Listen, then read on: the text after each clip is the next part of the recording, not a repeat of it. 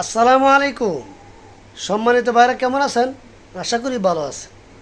ওয়াতাওয়াসাউ বিস সবর, যারা ধৈর্য ধারণ করেছে। ৪ নম্বর হলো যারা ধৈর্য ধারণ করেছে। ৪ নম্বর আল্লাহ তাআলা ধৈর্যের কথা বলছে। ১ নম্বর ইল্লাল্লাযীনা আমানু ওয়া আমিলুস সলিহাতি ওয়াতাওয়াসাউ বিল হাক্কি ওয়াতাওয়াসাউ বিস সবরি।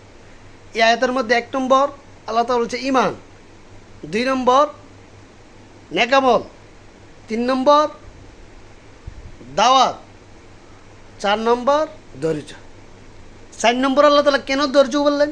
কেননা ঈমান ঠিক রাখতে গিয়া ধৈর্যের প্রয়োজন হয়, নেকামল করতে গিয়া ধৈর্যের প্রয়োজন হয়, দাওয়াত দিতে গিয়ে অনেক ঝড় তুফান আসে, এই জন্য ধৈর্যের প্রয়োজন হয়। এই জন্য আল্লাহ তাআলা ৪ নম্বরে ধৈর্য আনছেন।